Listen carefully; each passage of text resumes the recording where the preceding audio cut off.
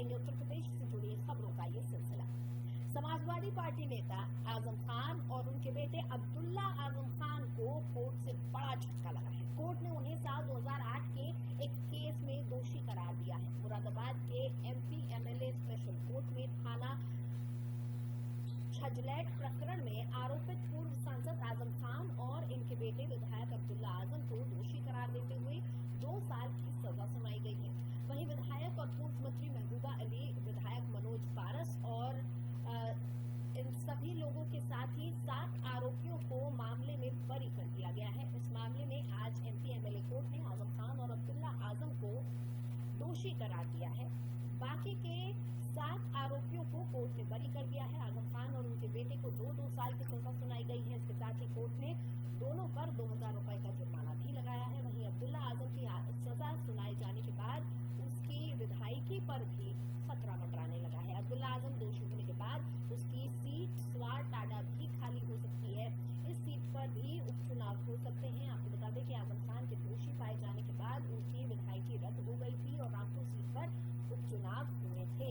Chhajlet police ने 29 जनवरी 2008 को सपा के पूर्व मंत्री और रामपुर के पूर्व विधायक आजम खान की कार को चेकिंग के लिए रोका था। इस दौरान गुस्सा होकर सपा नेता आजम खान सड़क पर बैठ गए थे। वहीं आजम खान और उनके साथियों पर सड़क जाम करने और सरकारी कार्य में बाधा डालने, भीड़ को उकसाने के आरोप लगे थे और ये कार्रवाई इसी मामले में हुई है।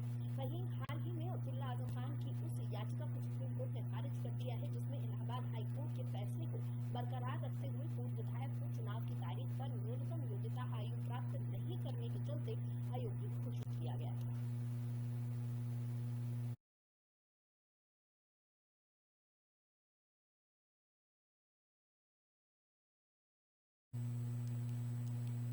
चलिए आगे बढ़ेंगे। सहारनपुर पुलिस ने मुठभेड़ के बाद एक बदमाश को गिरफ्तार किया है। गिरफ्तार बदमाश के बाएं पैर में गोली लगी है। पुलिस ने बदमाश को इलाज के लिए अस्पताल में भर्ती करवाया है। बदमाश के पास से अवैध तमंचा बरामद हुआ है। मुठभेड़ थाना सरसावा के इंडस्ट्रियल एरिया में हुई है। एसएसपी विपिन ताड़ा ने बताया कि 11 फरवरी को सरवासा के इंडस्ट्रियल एरिया में एक व्यापारी से 35,000 रुपए की लूट हुई। गिरफ्तार बदमाश ने घटना को अपने साथियों के साथ अंजाम दिया था। पुलिस बुधवार को सुबह करीब 2 बजे इंडस्ट्रियल एरिया में चेकिंग कर रही थी। तभी पुलिस और बदमाशों का आमना सामना हो गया। पुलिस को देखते ही बदमाशों ने फायरिंग शुरू कर दी। काउंटर फायरिंग करते हुए पुलिस ने एक बदमाश अनिल को गिरफ्तार कर लिया। बदमाश के बाएं पैर में गोली लगी है जबकि बदमाश के साथी भागने में कामयाब हो गए। पुलिस उनकी तलाश कर रही है। चेकिंग के दौरान पुलिस पार्टी पर एक युवक ने फायर किया जिसमें जवाबी कार्रवाई में युवक को गोली लगी है और युवक घायल हुआ है। युवक को तत्काल अस्पताल लाया गया है। शुरुआती पूछताछ में युवक ने बताया कि उसने अपने साथियों के साथ मिलकर 3 दिन पूर्व सरसावा में एक औद्योगिक इकाई के कर्मचारी से 35,000 की लूट की थी जिसमें कि उसने अपना हिस्सा बांटा था। ये युवक पूर्व में 3 बार जेल गया है और इस पर तकरीबन 9 से अधिक मुकदमे कायम है जिसमें कि लूट, डकैती इत्यादि के गंभीर मुकदमे हैं और अभी 1.5 महीने पूर्व ही ये घटना ये जेल से छूट के आया है जिसके पश्चात इसने अपने साथियों के साथ मिलकर ये घटना को अंजाम दिया है। पुलिस पार्टी है जिसने ये कार्य किया है और घटना का अनावरण करते हुए इन्हें गिरफ्तार किया है।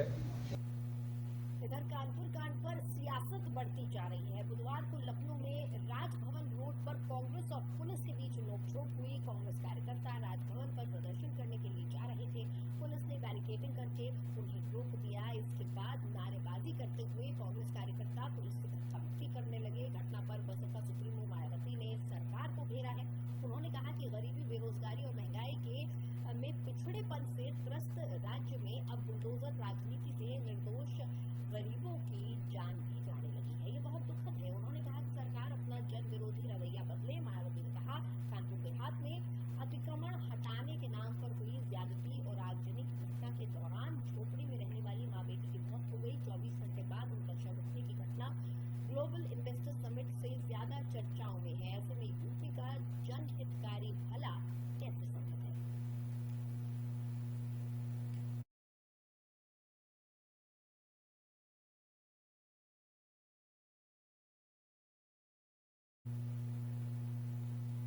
उत्तर प्रदेश सरकार विद्युत सप्लाई से जुड़ी कई समस्याओं को दूर करने के उद्देश्य से उपभोक्ताओं को बेहतर सुविधा उपलब्ध कराए जाने की योजना बना चुकी है।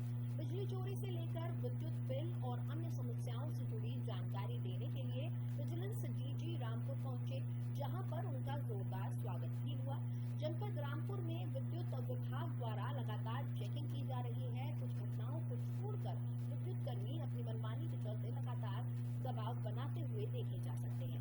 विद्युत विभाग अंतर्गत विजिलेंस की डीजी ब्रह्मस्वरूप रामपुर स्थित शाहबाद गेट बिजली घर पहुंचे, जहां पर विद्युत कर्मियों के अतिरिक्त पुलिस जवानों ने सलामी दी और वहीं कार्यक्रम में मौजूद जनमानस ने विद्युत संबंधी शिकायतों को भी उनके सामने रखा। उस बीच डीजी ने मीडिया से मुखातिब होते हुए उपभोक्ताओं की समस्याओं को दूर करने को लेकर चलाई जाने वाली योजनाओं के बारे में बताया। तो वहीं उन्होंने बिजली चोरी की घटनाओं को रोके जाने के निर्देश भी अधिकारियों को दिए हैं।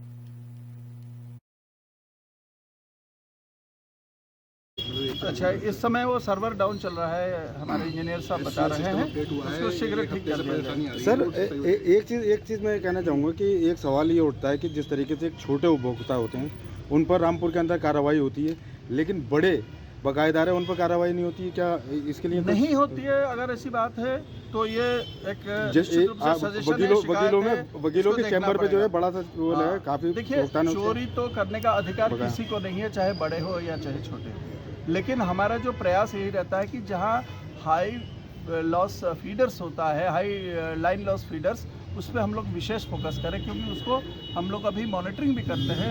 मैं भी अपने विजिट के दौरान इसको देखता हूँ कि किस फीडर ऐसा है जिस पे हम लोगों का दबिश चल रहा है, चाहे पावर कॉर्पोरेशन की टीम द्वारा या पुलिस की टीम।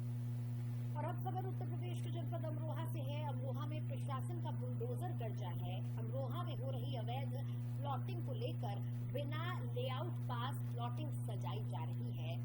जनता को मोटी रकम में बेचने की फिराक में थे ये लोग। अमरोहा एसडीएम को सूचना मिलने पर अवैध प्लॉटिंग पर बुलडोजर चलाकर अवैध प्लॉटिंग को ध्वस्त करा दिया गया। आपको बता दें कि अवैध प्लॉटिंग माफिया भोली भाली जनता को ठगने का काम कर रहे थे। बिना लेआउट पास कराए अवैध प्लॉटिंग का खेल जारी था, जिससे प्रशासन ने उनके मंसूबों पर पानी फेर दिया। नायब तहसीलदार ने उप जिलाधिकारी के आदेश पर अमरोहा सदर तहसील क्षेत्र में अवैध प्लॉटिंग पर बुलडोजर चलाकर निर्माण को ध्वस्त करा दिया गया और उन पर कार्रवाई करने की बात कही गई। इस कार्रवाई पर माफियाओं में हड़कंप मचा हुआ है।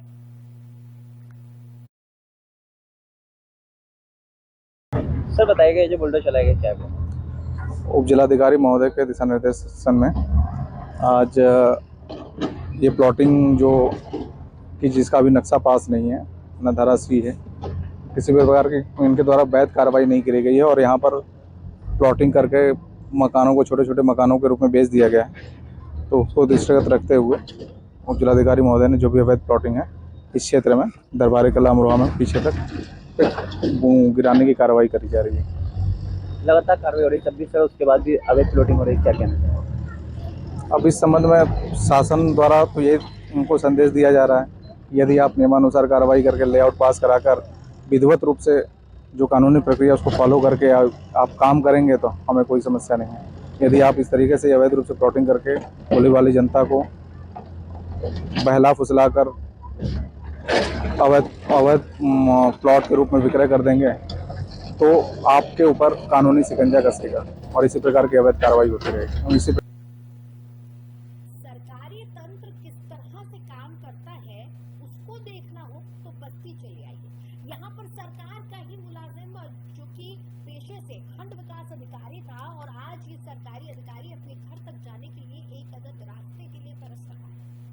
दरअसल बस्ती जिले के रहने वाले हरिराम मौर्य जो कि पेशे से खंड विकास अधिकारी थे, लेकिन जब वो रिटायर हुए तो गांव में पहुंचे तो देखा कि उनके घर तक जाने का रास्ता ही वहां रह रहे एक दबंग द्वारा कब्जा लिया गया है। जिसके बाद रिटायर्ड वीडियो के होश उड़ गए। उसे अब ये समझ नहीं आ रहा है कि वो अपने घर तक कैसे पहुंचे। थक हार कर इसकी शिकायत पीड़ित ने सदर के एसडीएम से की। एसडीएम ने मामले की गंभीरता को देखते हुए इसके निस्तारण के लिए टीम भेजी, लेकिन दबंग के आगे राजस्व टीम की एक न चली। जब पूरी घटना की जानकारी राजस्व टीम ने एसडीएम सदर को दी तो एसडीएम शैलेश दुबे ने मौके पर जाकर खुद रास्ते के विवाद को निस्तारण करने का राजस्व टीम को आदेश दिया। अगले दिन एसडीएम शैलेश दुबे ने खुद मौके पर पहुंचकर दबंग के द्वारा कब्जा किए गए रास्ते पर किए गए अतिक्रमण को रास्ते से हटवाया और वहां के प्रधान जब्बार को आदेश दिया कि जल्द से जल्द इस रास्ते को पक्का करा दिया जाए। लेकिन असल में खेल की शुरुआत यहीं से हुई। रास्ता पक्का कराने के नाम पर गांव के प्रधान जब्बार ने पीड़ित हरिराम मौर्य से 50,000 रुपए की डिमांड कर दी। पीड़ित ने पैसा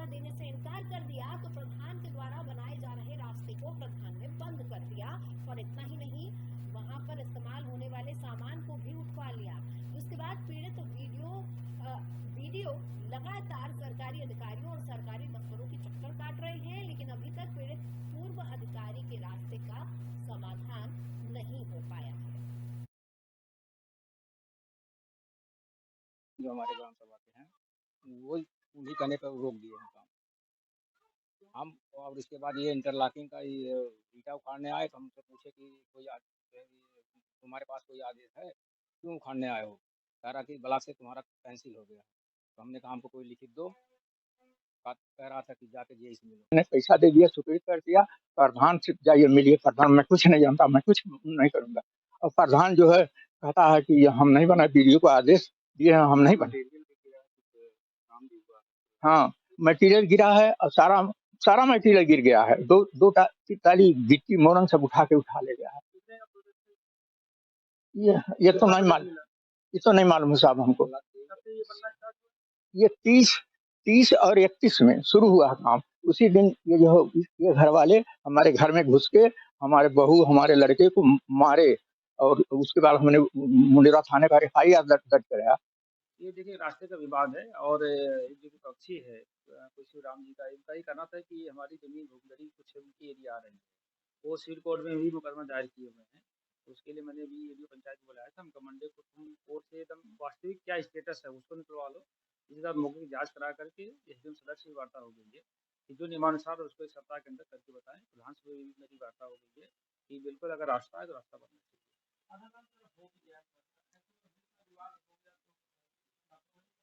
नहीं, विवाद कार्ड वही है जो पक्षी का ही कहना है कि मेरी जमीन है, तो निश्चित तौर पर उसकी बात भी सुननी चाहिए। अगर उसकी जमीन है तो क्या कार्ड है, और सिविल कोर्ट में खुद गया है वो, तो इसलिए कहा गया है कि सिविल कोर्ट से भी निकलवाने क्या क्या उसका।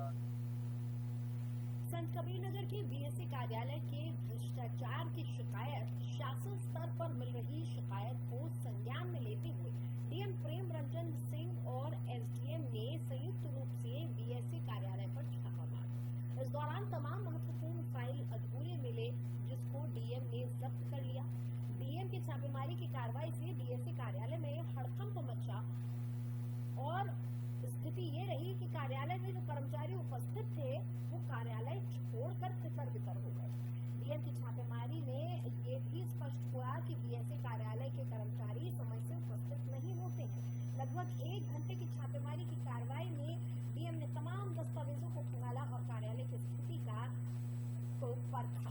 इस दौरान उन्होंने कहा कि जब्त की गई फाइलों का निरीक्षण कराया जाएगा और संबंधित पर कार्रवाई होगी।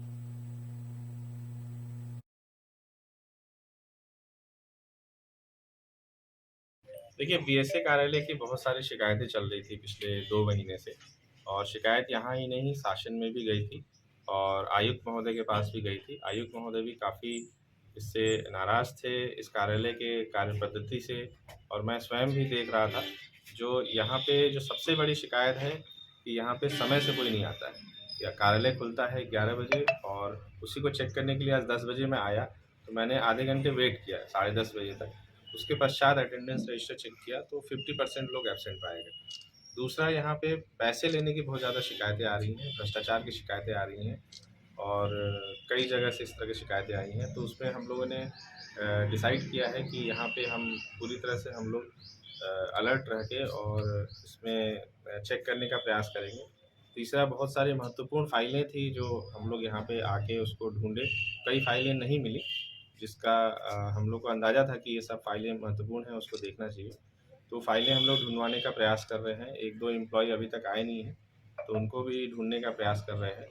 तीसरा, यहाँ पे जो फाइलिंग सिस्टम है वो बहुत ही पुअर पाई गई है। जो फाइल बनती है तो वो उसमें प्रॉपर नोटशीट बना के फाइल बनाई जाती है, तो वो यहाँ पे नहीं पाया गया। बहुत सारी फाइलें मैंने देखी, लगभग 70% फाइलें बिना नोटशीट के, वो जो छोटे-छोटे फाइलें होती हैं उसको अप्रूव करा के रखा गया था। और शिकायतें प्रथम दृष्टया सही पाई गई हैं और इस पे हम लोग आगे कार्रवाई करेंगे। सर, फाइलों जब्त किया गया, फाइल भी?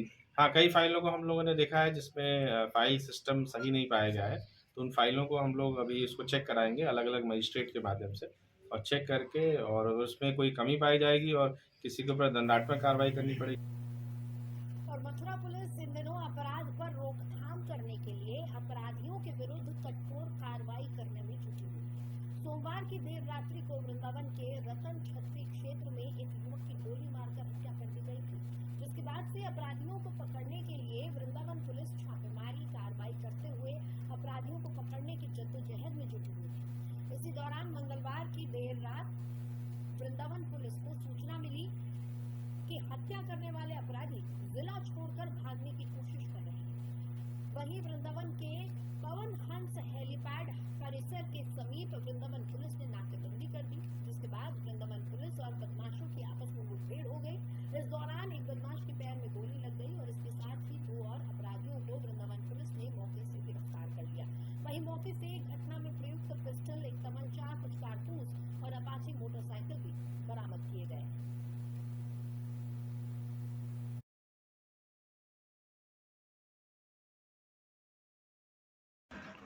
परसों रात में लखन निषाद की गोली मार के हत्या की गई थी, जिसमें कल हमारी वृंदावन की पुलिस की कई टीमें बना के लगाई गई थी। टीमों ने जब सर्च किया तो सीसीटीवी फुटेज से एक हमको वीडियो मिला, जिसमें एक ई-रिक्शा पर कुछ बदमाश हैं जिन्होंने एक घटनाकारी की थी। पुलिस ने ई-रिक्शा तलाशा और उसके साथ उसके ड्राइवर को गिरफ्तार किया। ड्राइवर ने उनके नाम बताए। अभी मुखबिर से सूचना मिली कि घटना में शामिल कुछ बदमाश एक्सप्रेस वे की तरफ जा रहे हैं और ज़िले से बाहर जाने के फिराक में हैं। इस सूचना पर पुलिस द्वारा इनको घेराबंदी की गई। अपने को घिरता देख उन्होंने पुलिस पार्टी पर फायर किया। उस फायरिंग में पुलिस ने जवाबी कार्रवाई की। इस कार्रवाई के दौरान एक अमित नाम के बदमाश के पैर में गोली लगी है। 2 बदमाश उसके जो साथी हैं वो गिरफ्तार किए गए हैं, जिनका नाम भानु और राकेश है। अमित का पूर्व में आपराधिक इतिहास है और आपराधिक इतिहास की जानकारी की जा रही है। घायल को जिला चिकित्सालय भेजा गया है उपचारार्थ और बाकी के विरुद्ध पुलिस अग्रिम कार्रवाई कर रही है। शेष मुलजिमों की तलाश के लिए टीमें लगाई जा रही हैं। हत्या की वजह क्या निकल रही, कुछ अभी तक पता हत्या चली? की वजह एक रोड रेज की तरह मारपीट हुई और उसी में उन्होंने उसको गोली मार दी थी। जो फाइनेंस कंपनी को नाम आ रहा था वो बिल्कुल फाइनेंस कंपनी की भी जांच हम लोग कर रहे हैं, लेकिन अभी तक उनकी भूमिका नहीं आई है।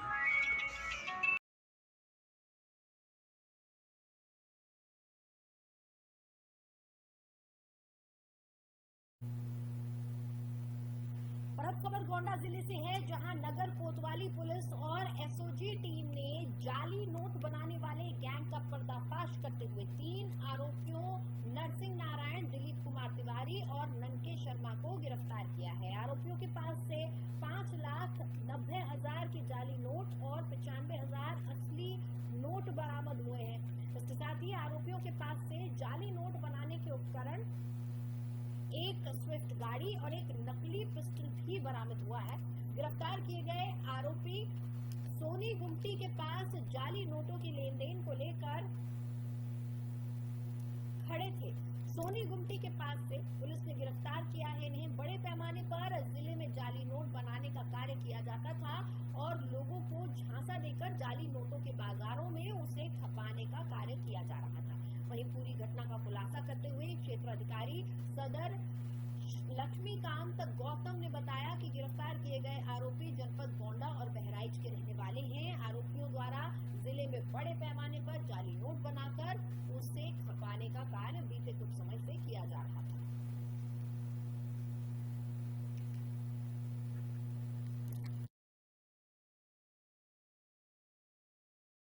आज भोर में थाना कोतवाली नगर को यह सूचना प्राप्त हुई थी कि लोगों को झांसा देकर नकली नोटों का कारोबार करने वाले कुछ लोग थाना कोतवाली नगर के सोनी गुमटी क्षेत्र में ये नकली नोट अदला बदली करने वाले हैं। इस सूचना पर थाना कोतवाली नगर की टीम और एसओजी टीम द्वारा तत्काल मौके पर पहुंचकर 3 लोगों को गिरफ्तार किया, जिनके पास से 5,90,000 नकली नोट और 95,000 असली नोट और इनके पास से एक स्विफ्ट डिजायर कार जिसके अंदर 4 फर्जी नंबर प्लेट भी थी। इसके अतिरिक्त एक प्रिंटर भी बरामद हुआ है और कुछ जिस पे जाली नोट छापते थे वो सादे पेपर भी बरामद हुए हैं और 4 इनके पास से 4 अदद मोबाइल और 2 डाई जिस पे रख के नकली नोट छापते थे वो भी बरामद किया गया है। आज भोर में थाना कोतवाली नगर को यह सूचना प्राप्त हुई थी कि लोगों को झांसा देकर नकली नोटों का कारोबार करने वाले कुछ लोग थाना कोतवाली नगर के सोनी गुमटी क्षेत्र में ये नकली नोट अदला बदली करने वाले हैं। इस सूचना पर थाना कोतवाली नगर की टीम और एसओजी टीम द्वारा तत्काल मौके पर पहुंचकर 3 लोगों को गिरफ्तार किया, जिनके पास से 5,90,000 नकली नोट और 95,000 असली नोट और इनके पास से एक स्विफ्ट डिजायर कार जिसके अंदर 4 फर्जी नंबर प्लेट भी थी। इसके अतिरिक्त एक प्रिंटर भी बरामद हुआ है और कुछ जिस पे जाली नोट छापते थे वो सादे पेपर भी बरामद हुए हैं और 4 इनके पास से 4 अदद मोबाइल और 2 डाई जिस पे रख